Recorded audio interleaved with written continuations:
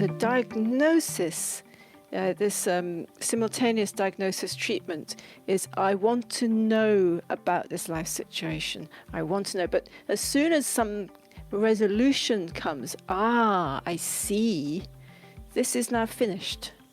So we don't then go on and do something with that diagnosis, because the emergence of it is a point of change. I'm Michael Max, and this is Geological.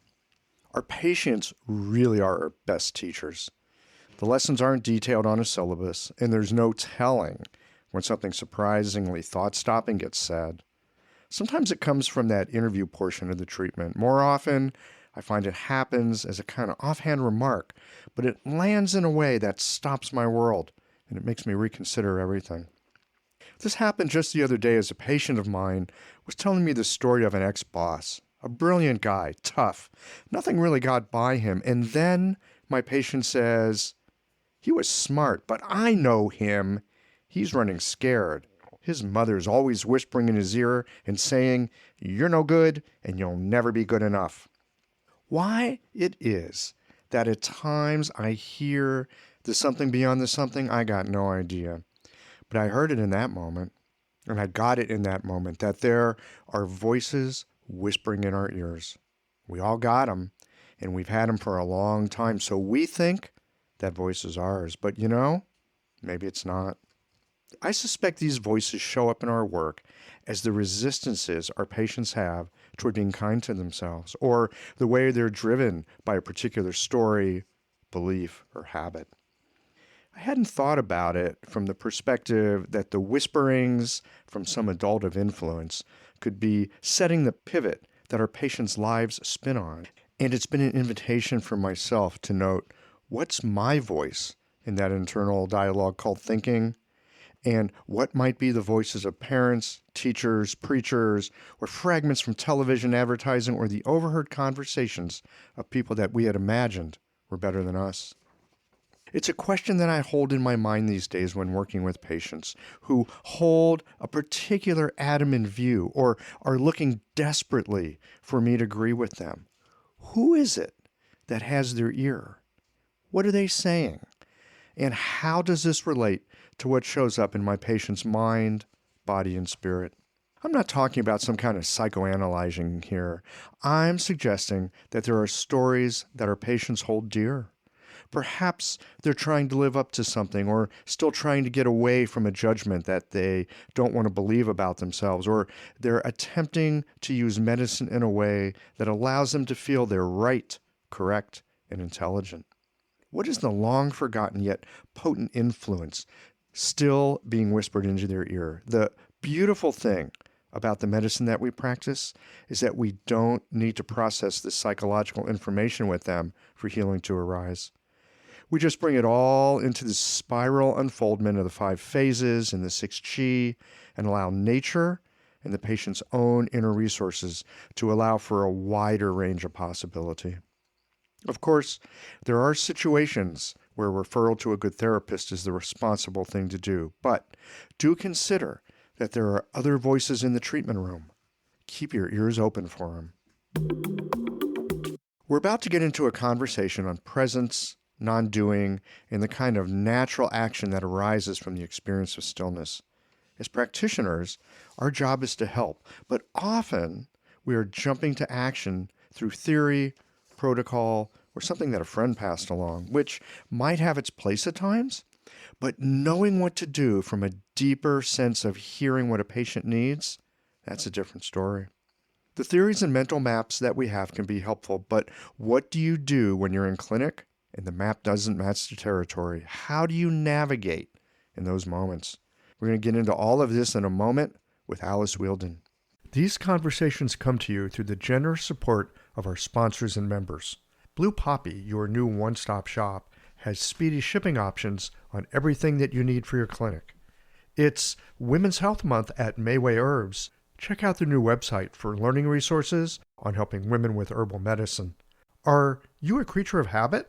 How about making a change that helps your patients and the planet with AccuFast needles? And later in the show, Raising your fees doesn't have to be a difficult process. Jane has helpful suggestions on making it easy and effective. And finally, have you considered that having a thriving, profitable practice is one of the most healing things that you can do? Julie Bear Don't Walk has, and she can help you do something about it too. Do be sure to visit the sponsors page on the Qiological website to take advantage of all the special offers our terrific sponsors have for listeners of the podcast. Picture this. Your clinic is buzzing with patients, and then you realize that you're down to your last box of needles.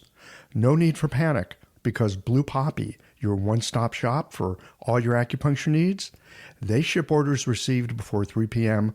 on the same day.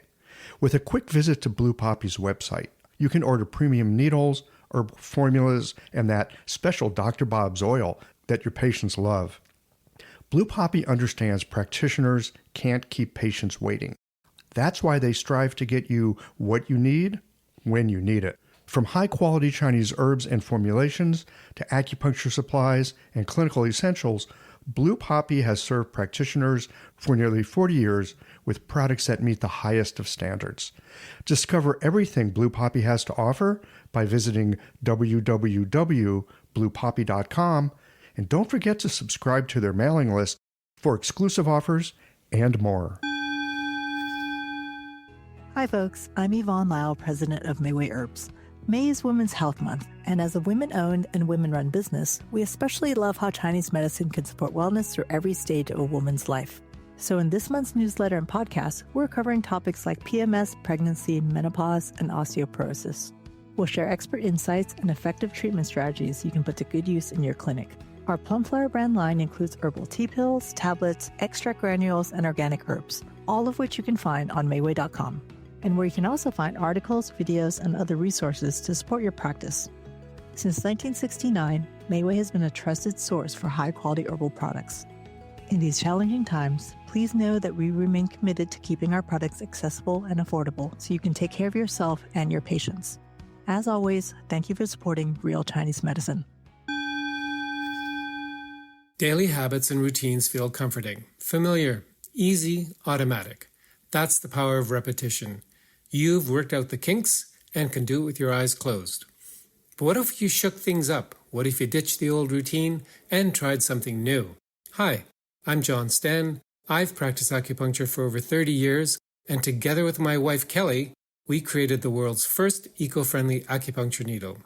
The AcuFast earth-friendly needle system cuts your packaging waste by 60 to 90%, depending upon your needle type, speeds up your needling, gives you more control, and best of all, while you're healing patients, we plant a tree for every 2 boxes your clinic uses.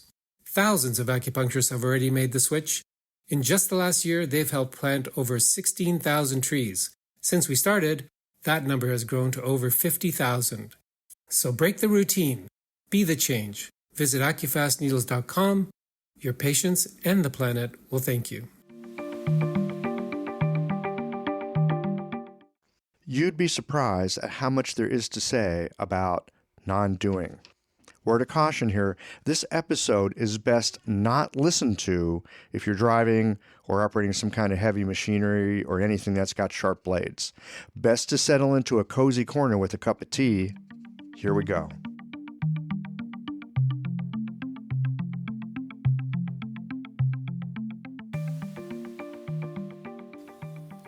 Alice Whieldon, welcome to Qiological. Thank you. So delighted to have you here. You are a shiatsu practitioner, and I love talking to people on what I like to think of as the shiatsu side of the house. You know, we all practice this medicine that's been informed by, the history and the practice in East Asia, except you guys use your hands in a much more profound way than us acupuncturists do. I mean, we use our hands, but you guys, I mean, you have, I think of you as having this like superpower. Yes, well, maybe we do. Yeah, I'm shiatsu, but I've veered into seiki, which is it's a whole other story. Ooh, tell us about that. In the world of shiatsu. Well, Seiki was it's my teacher was Kishi Akunobu was his name, and he was a consummate shiatsu practitioner. He studied with the best, with Namikoshi. He was Masanaga's right hand man, and anyone in shiatsu would know those two names usually. And then he got to the end of his journey with shiatsu, and what he noticed was that he wasn't developing, and he felt that his patients weren't really deeply changing their lives. And this was a point of finishing for him, because what he was really looking for was deep change and development. He had something of a breakdown at that point. This is about 1980. How old was he? Oh goodness. Well, how old was he? He was born in 47. So whatever that makes him, not old. And he'd been in the business for a long time, and he was very well known. He'd been in France. He'd been in Europe quite a lot by this time. But he had he just stopped doing everything. And he didn't know what to do. He abandoned shiatsu. And he started doing a lot of Shinto practice, cleaning. Shinto is very much about cleaning the soul, polishing the soul. It's a cleaning practice. And he started doing a lot of this. He was in the forests, a lot of quite extreme stuff. He used to talk about breaking the ice on the mountain rivers and plunging himself in misogi, which is a ritual cleaning, among other things.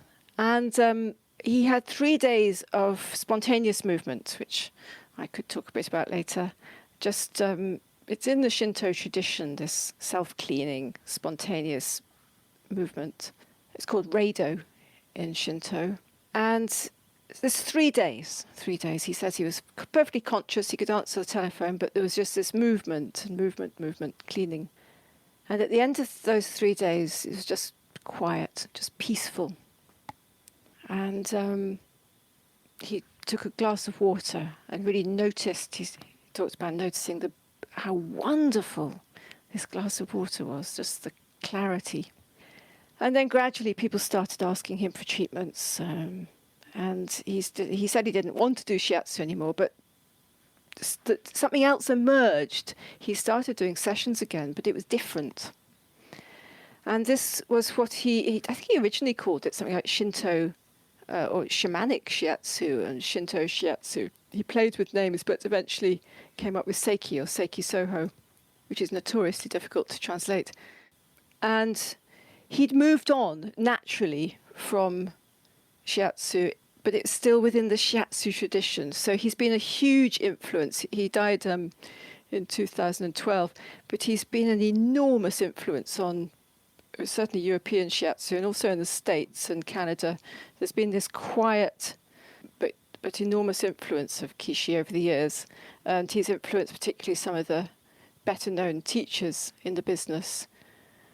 But he called his work Seiki Soho.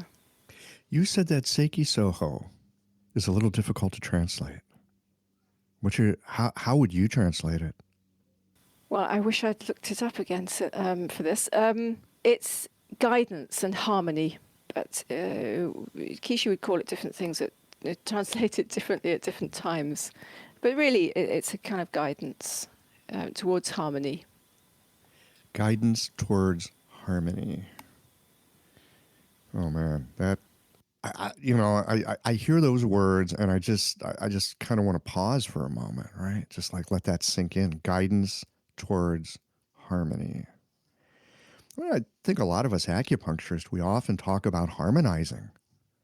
We talk about helping people to integrate aspects of themselves that maybe they hadn't integrated, or sometimes help them get rid of something that's in the way.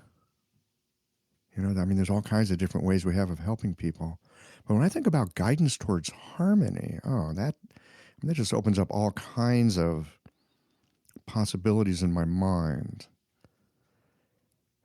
So I'd like to hear more from you about, like, not just how you guide your patients toward harmony, but like, how do you enter that path yourself? Because if you're not, as for us as practitioners, if we're not also in some way in touch with how to find that harmony or how to find some kind of balance, then we'd be useless to our patients in helping them find it. Yeah, absolutely. I came across all this stuff when I was 18, actually, back in the 80s. And I was actually cooking You were kind of a weird kid, weren't you? I was a bit strange, yes. I was strange to start with, though. Strange to start. I wasn't very easy child, put it like that. But my father had a big, I'm sure you know about Esalen in the 70s. Oh, yeah, I do. Yeah. Well, my father went to Esalen in the 70s, and he's a fairly straight guy in many ways. But he was over there, he was in California, and he came back and he wanted to start an English Esalen. So he did. He bought a big house in the Devon countryside. I have to say the weather wasn't a patch on California. It's one of the wettest places in England. But it was a beautiful setting. And for some years, he ran that as a sort of residential group centre. And actually, a lot of the teachers were from the States. And so before university, I took a year out and I cooked on courses. And I came across a number of things which I've stuck with ever since. And one of those was shiatsu with someone called Pauline Sasaki, who you've probably heard of. She died a few years ago.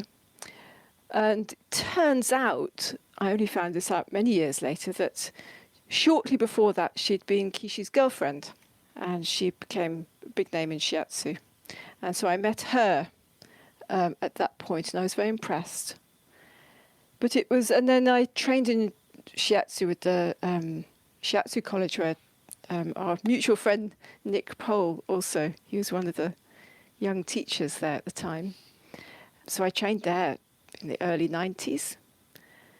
But there was something I was missing. Something that I'd picked up more from Pauline in just that one or two times I'd met her. And I did it for a few years, and I was interested, and I trained to be a teacher, and it was interesting, but it wasn't what I was looking for. And then I started to hear about this guy Kishi, and people were saying, "Oh, he's a tricky man. He's a bit dangerous." Just the sort of things that would have made me look for him harder. Tricky and dangerous. Tricky, a bit tricky. Oh, tricky. A bit. Oh, he's a bit on the edge. He's a bit wild.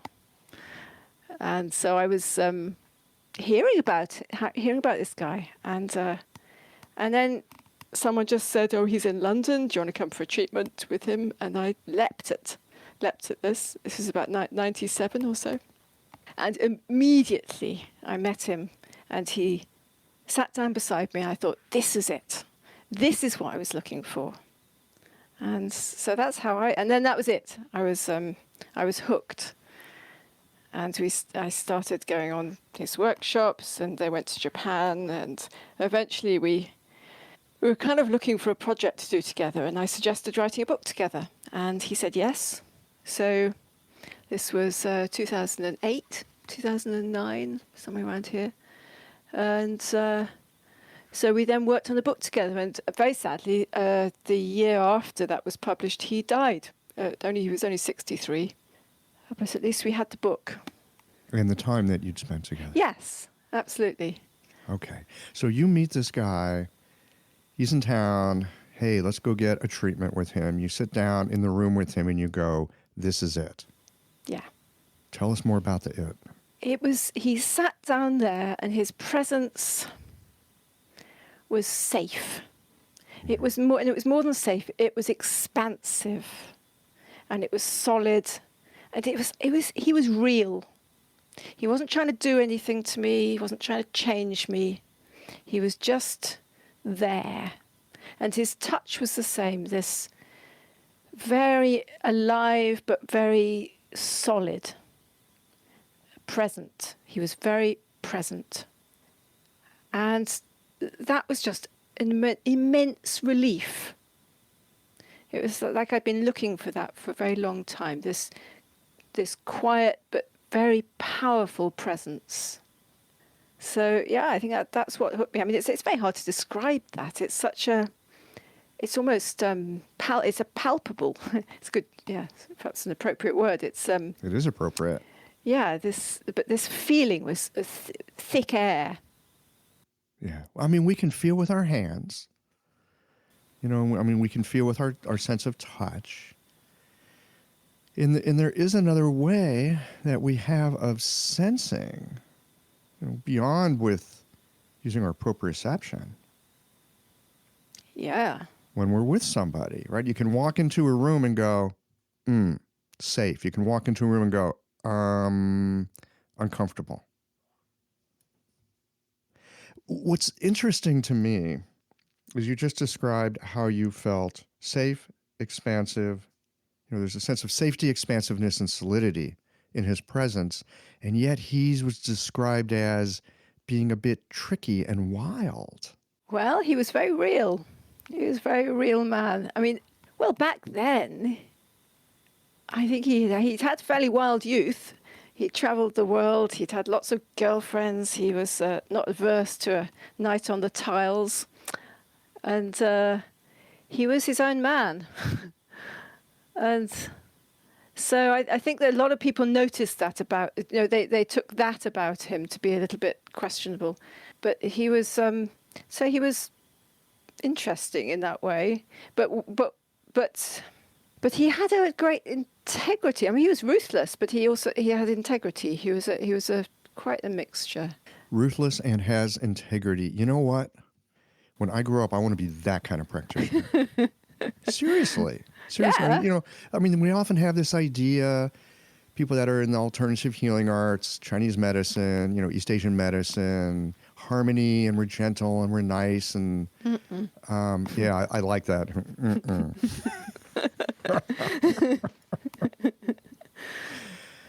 Ruthless and with integrity. It was fun. I'll bet it was. It was a lot of fun being with Kishi. I'll bet it was. We laughed a lot. And that was very valuable. He was interested in reality. He said to me once, what I'm really looking for is an adult, a real adult to have a conversation with. This is all I'm looking for. He lived his own, he lived life in the way he wanted to live it, to some extent. I mean, he was still traveling around teaching workshops, and spontaneity was a big theme. Well, it sounds like he had some kind of awakening there toward the end, in particular with spontaneity. Yes, this 1980, this was definitely a powerful awakening for him. And he used to teach, and I still work with something called Katsugen, which is taken out of the Shinto tradition into Seitai. Perhaps you've come across the Seitai. Yes, I'm just a tiny bit familiar with it. I have had some Japanese acupuncture teachers. Well, our friend Bob Quinn. Well, yes, now that wouldn't be the Seitai that I'm talking about. This is a tricky thing with Japanese. Seitai, Katsugen is spontaneous, it's original movement. So you may have come across things like Buki, some spontaneous forms of Qigong and surrender meditation. You can find it here and there, this spontaneity. But this is something he was very allied to Seiki, this tapping into natural sensitivity, natural movement. Okay. That sounds like something that would be helpful for any kind of a healer. Yeah, it is. It's tremendous. And my suspicion is you don't get there through your head and you don't get there through mental models or theory. Correct. I mean, it's handy to have a few forms. We all need a few forms to start us out, to start somewhere. But then it's a practice of surrender. Mm-hmm. Yeah, I often think about things that I've learned in my time doing acupuncture and how, especially in the beginning, I felt like my teachers gave me a kind of scaffolding, something that I could work with, a form. I like the way you say it. We get some forms. But then our job as practitioners is to be able to no longer need that form, to be able to take the scaffolding down and see, what they'd been pointing to that's there, but we have somehow developed it through our experience. In Seiki, it's actually quite difficult to we can't really teach it. You have to demonstrate because there's no set technique. It's a philosophical position, not a technique or a series of techniques. Mm-hmm. Philosophical position. About what it is to be human, about health, about who we are, and what that position, how that manifests in touch and working with people. This episode is brought to you by Jane, the clinic management software that honestly just makes running a practice easier. Let's dive into something that's never easy, but sometimes necessary. Raising your fees. It can feel awkward, right? But here's a tip that can really help. Consider offering flexibility to your patients as you introduce the change. When patients face new fees, it's natural for them to feel uncertain or concerned. That's where flexibility can really make a difference. Offering options like a phased increase, suggesting a payment plan, or even taking a moment to talk things through can help to ease the transition. These thoughtful gestures show your patients that you're listening and care about them, which strengthens the trust you've worked so hard to build. If you're looking for more ideas on how to navigate these kinds of changes, head to frontdesk.jane.app and check out the article, How to Tell Clients You're Raising Your Fees. One last thing, if you're ready to give Jane a try, you can use the code CHEOLOGICAL for a 1-month grace period on your new Jane account. Are you familiar with this idea? I think it's a Taoist idea. It's one of these things we talk about in Chinese medicine, that there is heaven, earth, and person, right? There's the influence of heaven, there's the influence of earth, and then in the middle you've got the person who joins them together. Or as a friend of mine from Taiwan likes to say, there's the grindstone of heaven and the grindstone of earth, and then there's a human being in the middle who creates meaning out of all those opposing forces. Is this the kind of thing you're talking about with this? No, I think it's as simple. Yeah, I'm sure it's related. These things are, but this is about, what are we really? What are we if we stop applying meaning, applying those theories to life? If we try to look at things without those ideas, what are we really? And what is fulfillment? And I think really fulfillment in this way of seeing the world is connection, is good connection. And so how do we connect cleanly and well with each other? Because the source of most of our illness, certainly my way of thinking, Kishi's, is broken relationships, is problematic relationships. A source of a vast majority of our ill health. So how do we make that connection again? So there's a bit more to it than that, but fundamentally that's what we're doing. How to break down the walls between us. Well, I'm looking at what's happening in the world right now. A lot of talk about that. But I suspect in any moment, in any time, you look at some of the great teachers of different traditions, and what you're talking about kind of rhymes with some of that. Making connections, taking down the walls, that there's something beyond our cognitive models and mental framework. And it's so easy. I know for myself, it's so easy to get caught in those mental models. It's like, oh yeah, the world works like this. I've got this map of reality. And it's very useful. It helps me navigate a lot. I can get to the airport no one's going to the airport right now, but I can get to the airport on time. I can get to the grocery store. I can make an appointment with a patient, and we all agree on when we're going to meet. I mean, there's plenty of places where that's useful. But then in that encounter of genuinely trying to be helpful to somebody, that's a different kettle of fish. Yeah. What is help? Well, that's a great question. Yeah. What is health? What is help, actually? But what is health is just. Well, those are two good questions. What is health? So yes. let's go with yours. What is help? What is help? Well, this is personally interesting me. How do I feel helped in life? And this was always a big question for me. What is it that helps?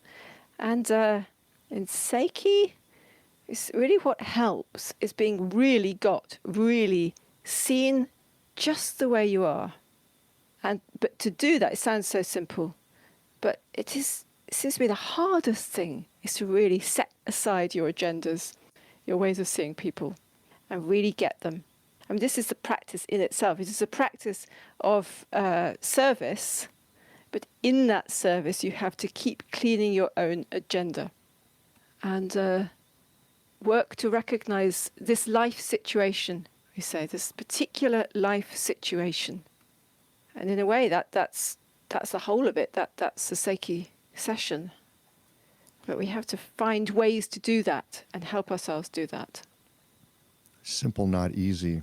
Mm-hmm. So for me, when I think about the work that I do, which is often vastly surprising because people come in for one reason and then you sit with them for a while and you realize, oh, there's all this other stuff, right? I mean, there's what brings someone in through the door, and then there's everything else.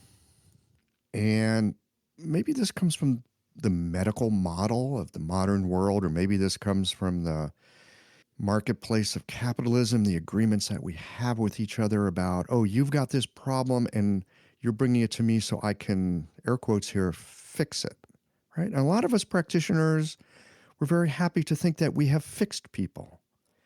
And there's a monetary exchange going on. I'm coming to you because I'm suffering. You're going to help me with my suffering. And I'm giving you money, not to mention an hour of my life, or however long.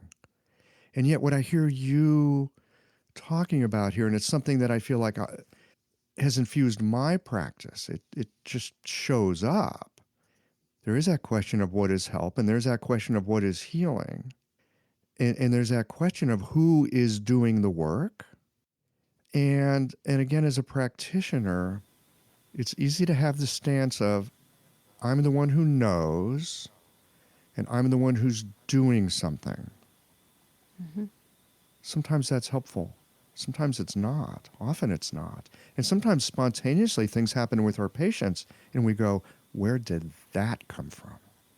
So I'd like to dig a little more into this with you about how we create the space for that kind of stuff to spontaneously emerge. Well, they've come to you for help. That's a pretty good start. But yes, falling into the medical model is, for me, in what I do, I recognize it has its values. But in what I do, it's a trap. It's a problem. It's part of the problem, actually, that I can change you. I mean, we know that doesn't work in marriage. So why is it going to work in our relationships with our clients? It's tricky to figure that one out. So, yeah, I mean, and this is also a question that most of my students at some point come with. But people have come to me, they're paying me, and I'm not doing anything. Or I'm moving towards just recognizing the situation. I'm not diagnosing them. I'm not telling them how I'm going to fix them. Yeah, so it's a challenge. It's a challenge, and it seems to me sometimes that is the only challenge. How to drop expectations so I can just see how it is for this person. So I see my task as helping people who come on my workshops to drop their agendas and just look at what is. Just what is this right in front of me? Exactly what is this? So I set them up with that question. It's like a koan. Well, it is a koan. This person is a koan. What is this person? And it's a not unanswerable question.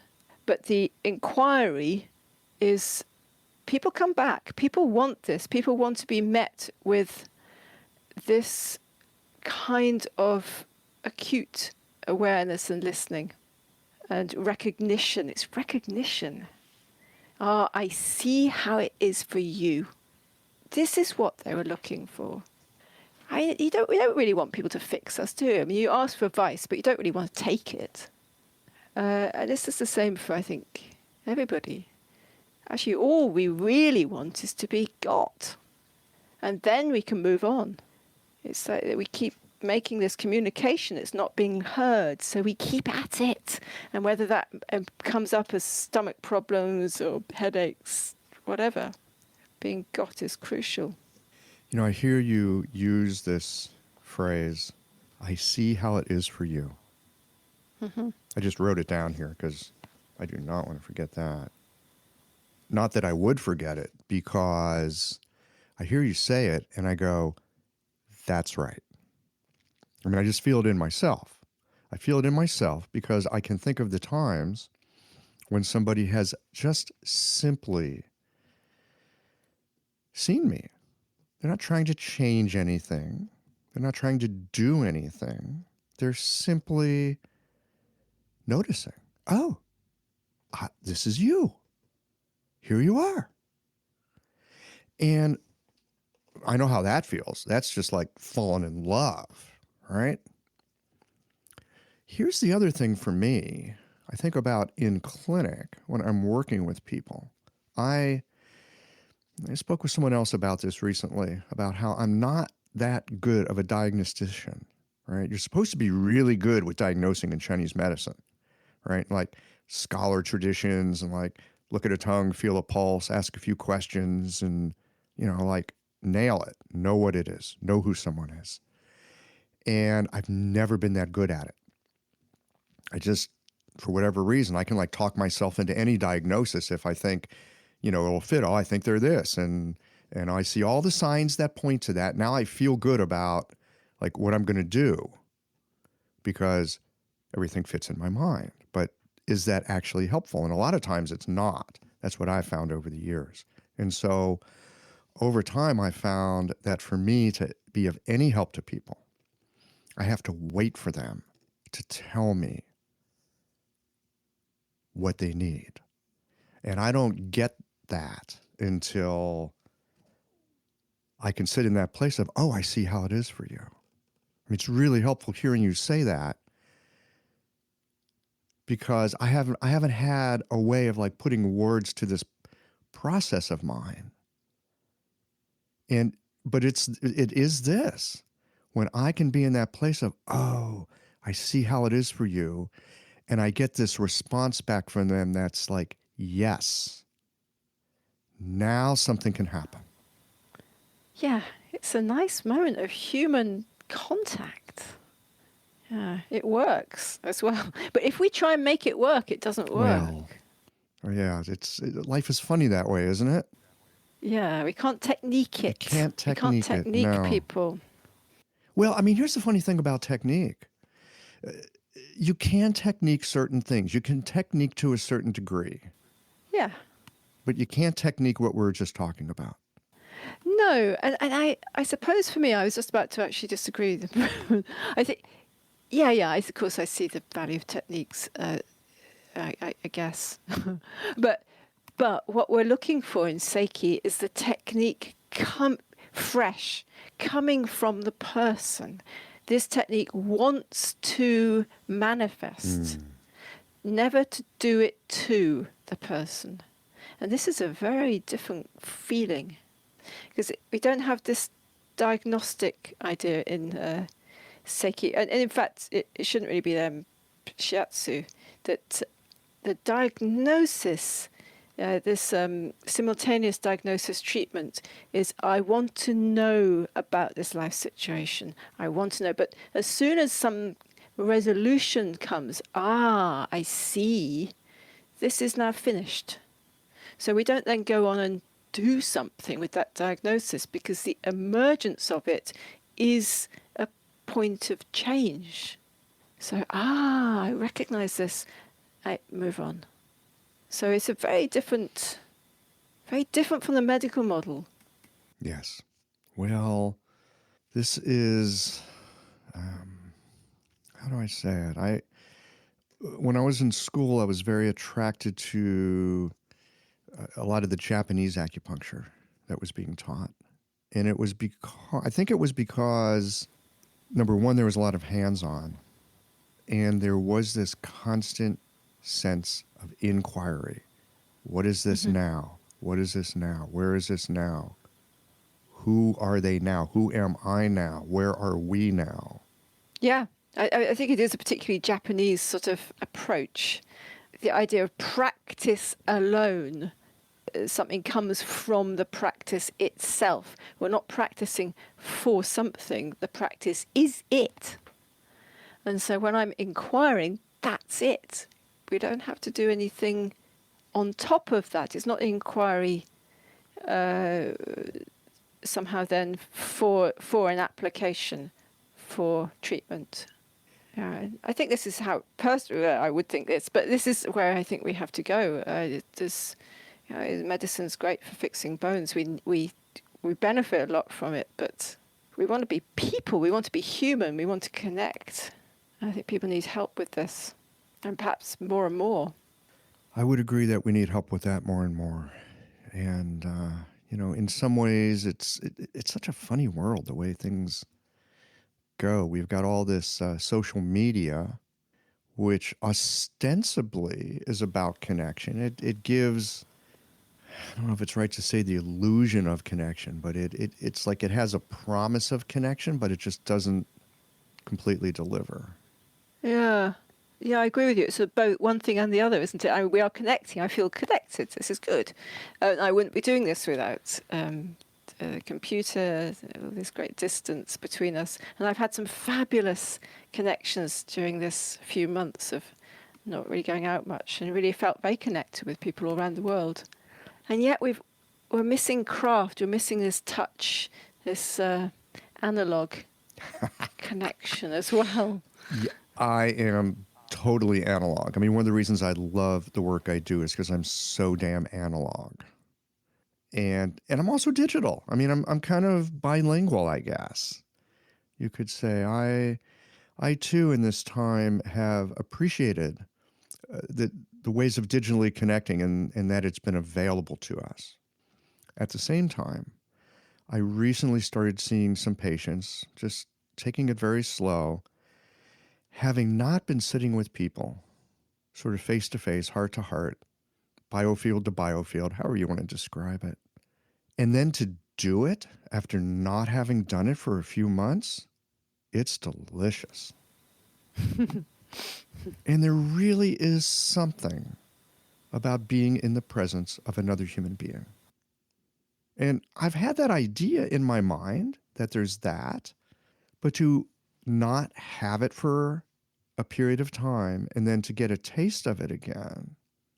I mean, in some ways, I feel very fortunate that we've had this situation with the coronavirus that's taken us apart from each other, because coming back together again, I'm starting to notice things that have always been there, but I have not been aware of them. Yes, I can agree with you on that. A lot of my colleagues have, in the world of shiatsu, have been doing remote sessions. I mean, partly as a matter of survival, but they've been finding a huge value in this. And I had a few sessions from somebody who works with me in Athens, in Greece, actually, and it was lovely. But I haven't felt attracted to doing this myself, which I find interesting in and of itself. In fact, why? Because my line is always, well, you're using your hand, but it's not your hand. You're connecting. It's something else. This is not about the body. So why do I feel this resistant to do distance sessions, which I do? I don't know. I still don't know the answer to that. But there is something about this presence which I want, which says to me what the work is, what my work is. I suspect you often say to yourself, I still don't know the answer to that. Yeah. I don't feel I know the answers. I think the time I know the answers, or maybe the time I stop doing this entirely and go and do something else, because it's a constant query. The work is, it's scary, frankly, because I never know what's going to happen when I sit down with somebody at a workshop or private practice. I simply don't know. It has to be that way. So that is a little dangerous if you don't know the answer. And especially if someone's coming to you because they want something, or they want to get rid of something, and they think you have the answer, and you know you don't. Ooh, that's an interesting dynamic. Isn't it? I think so. Yeah. I've had enough failures in the work I do to know I don't have the answers. And even when people get better, it's a big mistake if I take credit for it. Oh, yes. And it's a big mistake if I leave out the part that I did have a part in. Yeah, but you always know what it is, your part. Generally speaking, no. It's usually a surprise. Yeah, yeah. I wonder if your clients know which bit was you. What do you mean? Well, I wonder if one asked them, what, okay, so you're better. How did I help? What was my part in that? Perhaps I should start asking them. Often they'll say things to me like, well, I'm here for a headache now, but, everything was going good after you took away my back pain. I hear things like that. And at this point, I will generally correct. I use the word correct them. In my mind, I say I correct them. And what I say is, well, actually, you're the one who the back pain disappeared in. You're the one who did that. There's something in you that knows how to do that, or it couldn't have happened. It's very confusing for people to hear that. Yes. It's quite confusing for me sometimes. But yes, I think it's something about opening the space. It's certainly got not got anything to do with my ego, which is next to useless in this work. Well, it's good at writing advertising copy. Well, just about. It's not even that hot at that, to be honest. I just had to put it aside. It's an idiot. Yeah. I'd like them all to think it was all me, of course, but it's not. I don't know. I don't know who's doing it. But they are happy. They do come back. My clients, have to say, I don't know whether I've just got them quite well trained. Don't seem to trouble themselves too much about anything esoteric. Or they don't even, I seem to have some of them so well trained, they don't even particularly tell me how they are. They just come in and lie down and go away again. So, this thing about knowing, I want to circle back on this. This thing about knowing and this thing about diagnosis. All right? Because, and again, as a practitioner, I think it's been helpful for me to have an idea of what's going on with someone. We generally call that a diagnosis. We've been taught to call that a diagnosis. These days, I think of it more as a hypothesis because I love the scientific method. I think it's fabulous. It's a great way to find out, what my biases and, wishful thinking is about. You just throw a little scientific method on it. You're going to sort that stuff out pretty quickly. So often these days, I think of a diagnosis more like, well, this is my current working hypothesis. Let's see where this goes. So there's a place for that. But the thing that I found that's so curious is people come in and they'll say, well, I have, and then they'll tell me their diagnosis. And they have put themselves in the box of that diagnosis. Or I'll also have people, and this to me is super curious, where they come in and there's something that's not right. How do we know it's not right? Because they don't feel right. They've been through all kinds of testing. They've seen all kinds of doctors. Nobody knows what's going on with them. And I've had people say to me, and I've heard this more than a few times, I've heard people say, I don't care if it's cancer. I just want to know what it is. And I think to myself, wow, what are we going to do with that? People have this intense desire to know what this thing is.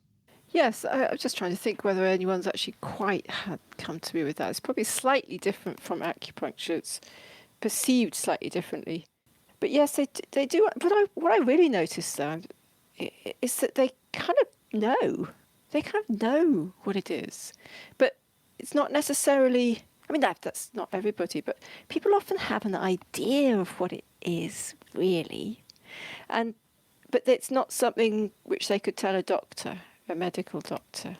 But they have a feeling about it. And so if you can have a conversation about that and see what it is they think's going on, that could be very interesting.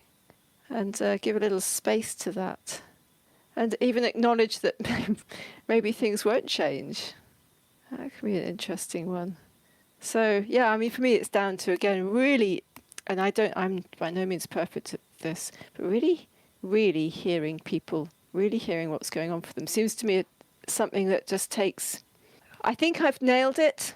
And then, pride really always comes before a fall, with this sort of sickening regularity. But I think I've nailed it, and I never have. It's like there's always another layer of really hearing somebody or really noticing how it is when you put your hand on them. There's always more. There's always more. It seems to me there's something very satisfying, and maybe this is for the ego, but there's something very satisfying about having an answer. It's like, great, that explains it. But answers don't seem to be that enlivening. It's like answer usually means, okay, stop. Whereas questions, it's a whole different kettle of fish. That's right. Yes, I hadn't thought about the answers thing. Answers are a bit flat, aren't they? A bit, oh. Is that all? Is that what it was? Something mundane. But yeah, the search. The search is where it's at. I guess that's what I do. I'm a researcher. Kishi would always say that. He says, I'm just a researcher. I'm not a teacher, I'm a researcher. Just what is this? What is this life we're living? What is this particular life here? And the distortion is something else that we talk about, that this life situation is a kind of distortion. But also, we're not really setting out to even fix that, but just to clarify it, so that we're not encumbered, I suppose. Not encumbered so we can't live our lives. Tell me more about distortion. Well, it's not bad. I mean, distortion usually is pejorative. It usually comes with this idea it's something bad. But that's not how we mean it. It's like our human condition, both on a macro but also a micro level. Our individual human condition is a distortion you could say it's a distortion in the field. And you can, of course, feel it at body level, emotionally. It's twisted body or some energetic feeling of twist or blockage. This is your particular distortion, your life situation. And really, we're working to recognize this distortion as it really is, to come to know it, to come to apprehend, and I would actually say appreciate it too. And I don't mean appreciate as in, that's a great looking haircut. It's more. It's like I really see, really appreciate the quality of this, the twist. See how it is for you. It's like this. Yes, it's like It's this. like this. And it's brought us to here. It's brought us two people to this point in time out of all the trillions of points that there could have been. Isn't that amazing? So I love the idea of a distortion, especially as you're talking about it as something that might be burdensome to us, but it's also kind of a gift. Does that make sense? I don't know if I'd call it. Well, yeah, it makes sense, but I'm not sure I would quite call it a gift. I think it is burdensome. More often than not, it is our burden in life. But there is something sweet about it. Yeah, in a way, maybe that's what you mean by gift. There is something, this is just me. It's just how I have been. It's just the way it is here. It's just how I've got through life. Exactly. It's how I've gotten through life. And because I've gotten through life, there's something of value that it's had, that it's brought me here. It's bringing me some suffering, but it's also gotten me through to this moment. Maybe in this moment I don't need it anymore. Or maybe I need more of it. Who knows? Yeah, it's kind of like an old friend, but you know what? We're done now. So there's a poignancy almost. Maybe that's a Japanese sort of thought, but poignancy. In tea ceremony, in Japanese tea ceremony, you appreciate things. This is a very particular feeling.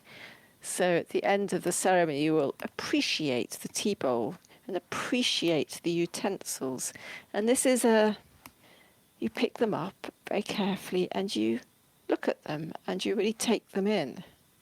And it's got no, it's not really doing anything much.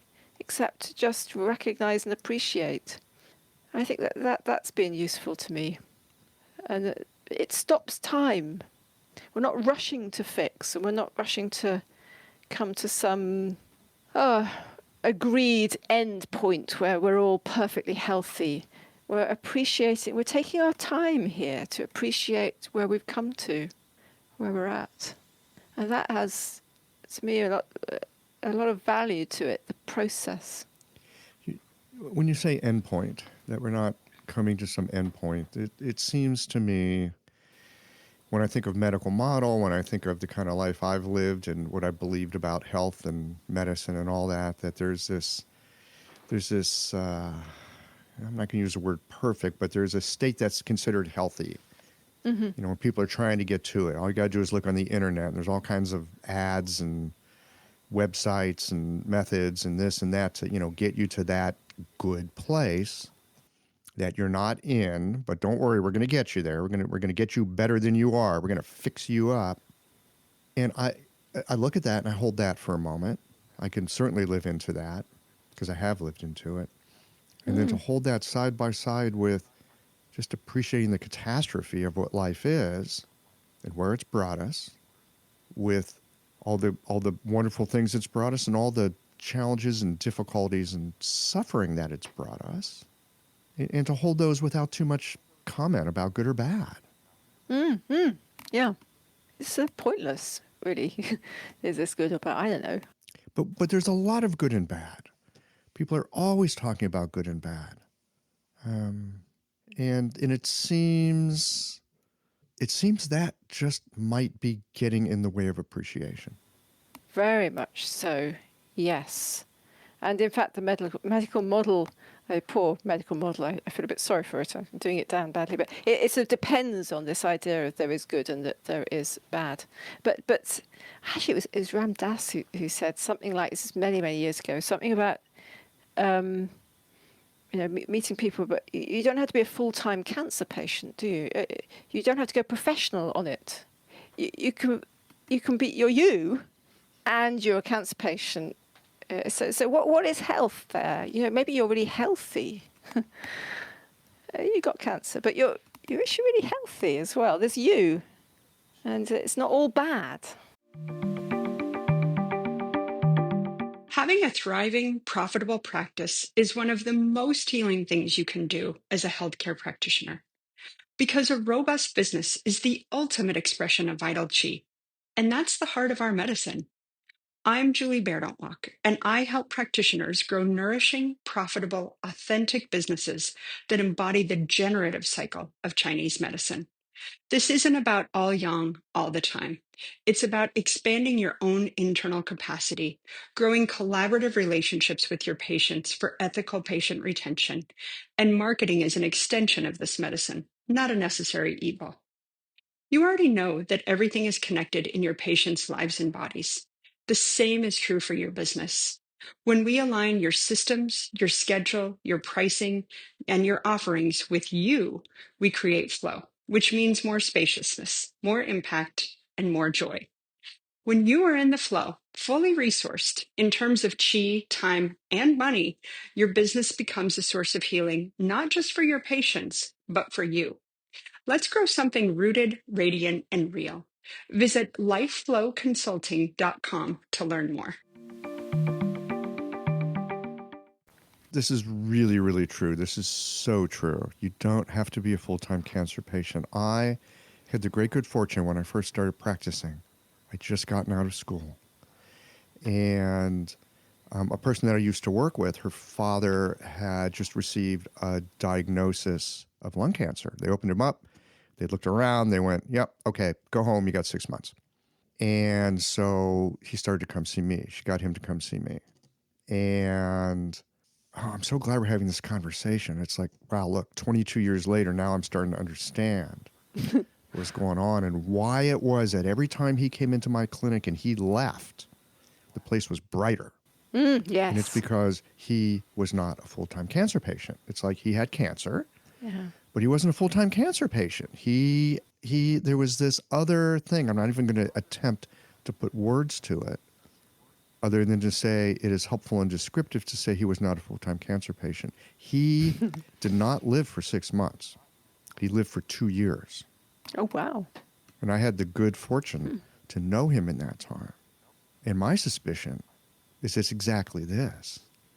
He had cancer, but he wasn't cancer. Yeah. Yeah, this is crucial. This is crucial. We do go professional on all sorts of things. We go professional on our neurotic stuff as well. Right, it's like how to unfix ourselves from these fixed ideas. We have to unfix ourselves. Yeah. Yeah, I mean, this is the task of life, isn't it? I mean, this is not just, it's not just about going for a session. Yeah, it's how to unfix it, how to live, we're back to spontaneity, well, I'm back to spontaneity, yeah, to reintroduce, to find our spontaneity and our original movement in life. What kind of practices do you have that help you to remind yourself of that? Well, Seiki, for me, is a practice. That's my main. Is that quite true? Yes, it is my main practice. I will say I also do something called mind clearing, which is a whole other story, which has really the same philosophical foundations, but it's kind of talking based. So I do that too, which I find very helpful. So Seiki is kind of an embodied being practice? And mind clearing is it like a more mental practice? I'm trying to get my sensibilities around this. Yeah, I'm trying to bring them together. They're really both whole person, but one is, I mean, I think with the mind clearing, sometimes it certainly was the case for me, and I see this with a number of my students. Sometimes it's necessary for us or useful to us to actually look at the attitudes we're carrying around with us that are getting in the way. You know, I'm a bad person. I don't deserve anything. Whatever it might be, you know, I'm better than everyone. Whatever's holding us up in life. And I think sometimes tackling that at a speaking level, at an ideas and meaning level. That's what I mean to say. Meaning level has certainly been extremely valuable to me. And so there's a increasing crossover of people coming to mind clearing from Seiki.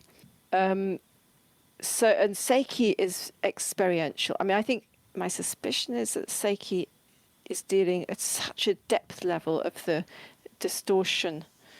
It's very profound work. But I also do Katsugen, which is a spontaneous work, which is very important practice. Say that again. What is it? The Katsugen from Seitai. It's a man called Noguchi in the early 20th century. Actually, there was this great movement to bring back traditional Japanese ways in Japan, and this, I mean, much the same time as shiatsu started becoming popular. In fact, this Katsugen, this original movement, resensitizing yourself. Getting out of your box, maybe, yeah. So you're surrendering to natural movement, yeah. So that's a separate practice, which I like very much. It sounds to me like a big part of the practice that you have in working with people centers around surrender. Mm-hmm. Yes. The discipline of surrender, rather than a floppy approach to not doing anything. It's not doing anything. It's surrender, which is quite different. So I've had it go through my mind at times. This little phrase will go through my mind. And I'll think to myself, I'm not giving up, I'm giving in. Yeah, I like that. Yes, there is something. It's not giving up. It's certainly not giving up. It's the opposite of not giving up. Yeah. But there is this surrender. And it doesn't mean I don't care, and it doesn't mean I'm walking away. It's the opposite of that. Quite the reverse. Yes. But it's quite hard to put into words or explain. It's like, what's really going on? Yeah. And it's about sort of expanding and letting it be a little bit while not leaving the room, while keeping your attention. You're not going anywhere. It's fully present, but just here. Well, there's a famous song with that name, right? Let It Be. Yes, that's right. It was funny. I can remember as a younger person, when I first heard that song, it made zero sense to me. It was like, what? And then you go a little longer in life and it's like, oh my gosh, there it Yeah. is. Yeah. Stop messing with it. Stop pestering it. So here we are. I just love the contradictions that go with this. That on one hand, we're here to do something and we're here to help and to be of service. And yet that comes through listening, surrender, and some kind of I don't even know what the word is, allowing process that, gives rise to some kind of ripening that allows us to see, oh, this is what it is for you. Yes. Without judgment, just like, there it is. Here we are. It sounds so easy. And it's so difficult. It's so difficult. I mean, this is like meditation, right? Meditation is very simple. Super simple, not easy. No, so difficult. Yeah, but it is. It is like that. I don't see other. For me personally, I have no other choice. This is what's satisfying. This waiting for the present to appear. This present moment to expand. Okay. I hear you say this. I don't have words for it. There's just a part of me that just kind of rings this sense of, yes, that's right. I've got a question about intuition and being intuitive. Okay? Yeah. Because I often hear, and intention. I'm going to bring this into the conversation as well. Whew, because yes. I often hear people say, well, our medicine's all about intention and what our intention is. And every time I hear that, I get nervous because that feels, sometimes I think that's laziness. Sometimes I think that's wishful thinking. Sometimes I just don't know what the hell people are talking about. Because when I hear like, well, my intention is for them to heal and their back is going to get better. Well, what if their healing doesn't include their back getting better? So I'd love to get your take on intention. Yes, an often asked question. I mean, in shiatsu, there's a lot of intention going on. A lot of that's taught. But for in Seiki, I intend to understand this person, this individual. That is my intention. And I intend to be open to this individual and how it is for them. And that's a very strong discipline. But it's not directing anybody to be a certain way, I hope. But then the exploration, you of course uncover your own hidden agendas and this sort of stuff. So yeah, it's that's the intention. And I mean, you mentioned intuition as well, which I think is an interesting topic. And I don't think it is intuition. I think you're actually seeing. We're calling it intuition. Well, okay, I'm going off piste a bit here, maybe for not quite sure where I'm going with this, but we call it intuition because I suspect, because it's not quite legitimate, or we don't think it is. But actually, I think we know other stuff. We see other stuff. And so for me, it may start like intuition, but it ends, actually, I see that. It's not my intuition. I'm not guessing. I see that. Something to bring in and include and inquire with. Yeah, I see that. What is that? Be open to that. This is really helpful. Thank you. I think I've got something to chew on here. It's like, okay, so what is my intention but it's like, how can I have a clean intention and like separate that from my agenda? Oh, yeah. That seems like a worthwhile inquiry to bring into my clinical work. Just invite it into the room. See what shows up. Yeah. I'd be interested to know what Yeah, I happens. can keep you posted. Holy smokes. I can't believe an hour's gone by already. I feel like we just sat down and started drinking a cup of tea. Yes, it's been a real pleasure. It has been a pleasure. Maybe you'll come back sometime and we can talk more about this stuff. No, I'd like to. All right. Anything else that you have to say? Anything that feels like it wants to be said before we wind it down for today? I just feel like I need to come up with some marvellous thing to say, but I'm not sure I do really. I love the work. It's been this lockdown, it's been quite a pleasant break from seeing people. But It has, hasn't it?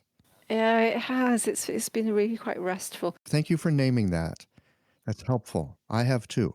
It's kind of tiring sometimes, but I love it. And there's nothing better than just that quiet, unassuming connection with people, which seems to me both absolutely ordinary and like gold.